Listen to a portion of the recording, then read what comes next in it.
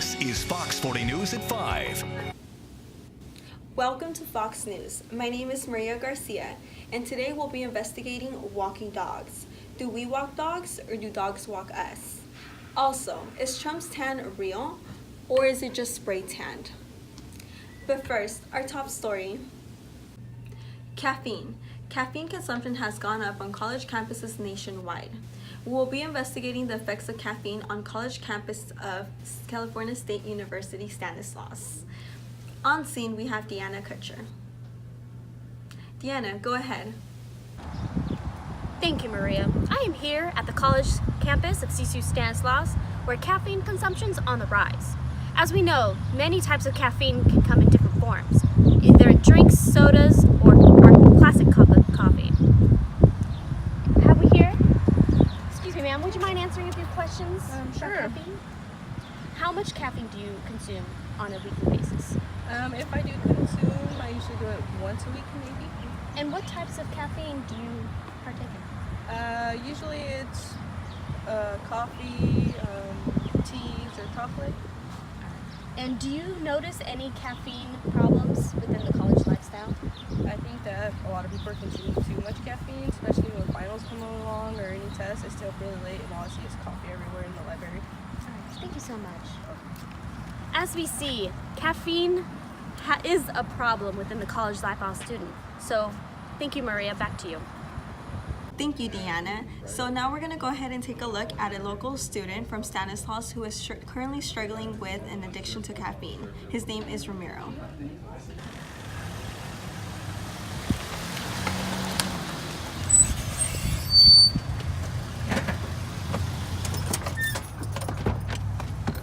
I'm not forgetting anything.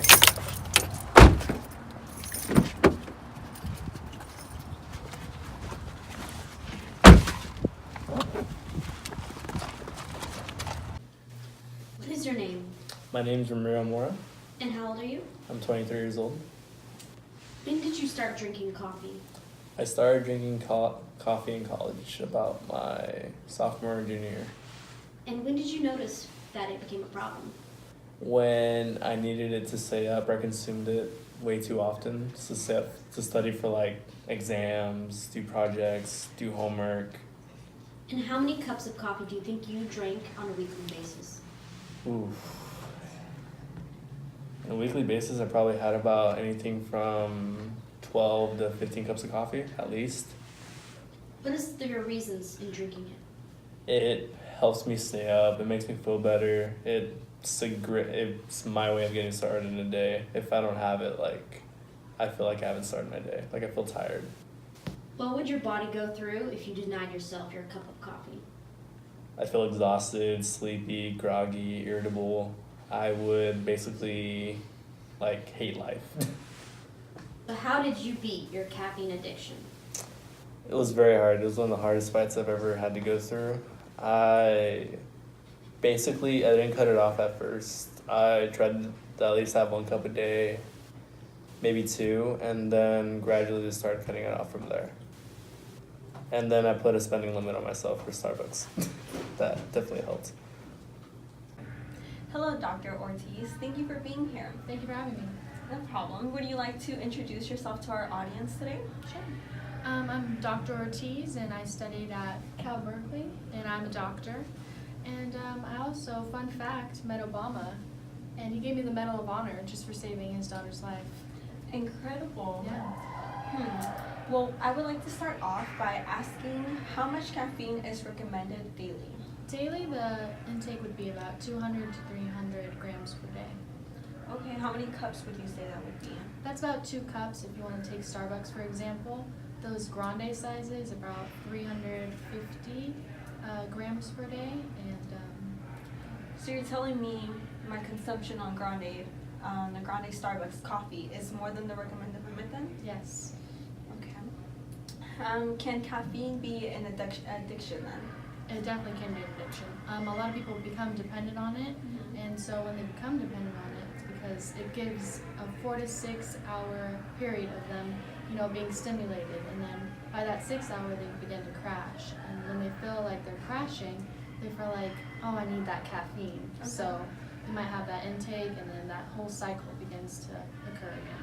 Okay, I see. So is it true that caffeine can be a poison then? Yeah, actually, a lot of poison control centers have been getting calls, and about 23% of them are because of that caffeine.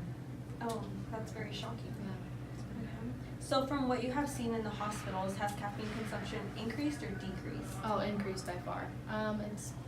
I've seen about 26% to 37% increase, so Oh, that's very drastic. That's a lot actually. What are the physical effects of caffeine? Like what can it affect on someone's body? Increased blood pressure, increased heart rate, central nervous system disorders for sure. Okay. Vasodilation, trembling, just a lot of bad things. Okay. I have heard this before, so I just want to make sure. Do people have trouble sleeping when consuming caffeine, and why, if they do? Yeah, a lot of people, when they consume caffeine, they're becoming more sleep deprived because, usually in our bodies there's a thing called adenosine. And adenosine, it's going to bind to these receptors, which allow you to become, more fatigued in some sense. And that caffeine is taking over those receptors. And when it takes over those receptors, it's going to keep you stimulated versus more mellowed out. Okay. What are other things that people can, try to replace caffeine with, since we know that it can be a bad thing?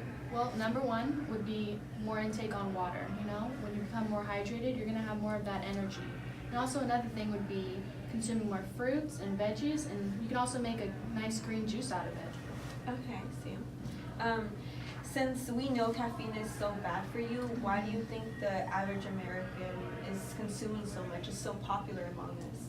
A lot of big corporations are actually advertising more. They're going to have that money because, caffeine is being consumed by a lot of Americans because it's quick and easy, but it also does have some long-lasting effects. Okay. Do you think that there should be laws, placed for caffeine consumption? In my opinion, it varies. Everybody is different, different body sizes, different health things. They're eating different things. So it kind of just depends. But, I don't think we should limit it, but we should obviously pay attention to it. Okay, I see. For those that are highly dependent on caffeine, would you recommend that they exercise opposed to, consuming coffee? Yeah, those workouts can reduce your blood pressure, reverse your brain deterioration, improve sleep, reduce stress, and a lot of reasons why people drink caffeine is just to reduce that fatigue and reduce that stress, so they feel more energy and feel like, oh, I can do this today. Okay. Well, then I guess I should start exercising more frequently then. Well, thank you so much for being here on the show today.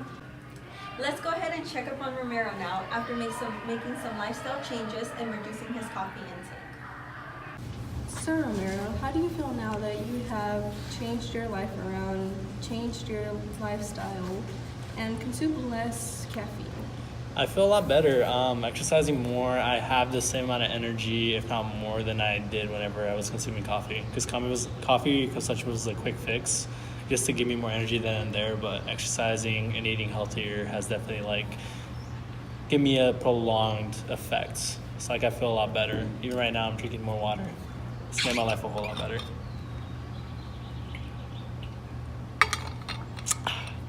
Looking back, do you miss coffee? Looking back, I feel like coffee is just like that ex that you have to get over, and then once you get over him, you're just like, whatever. Thank you. Now we will take a quick commercial break.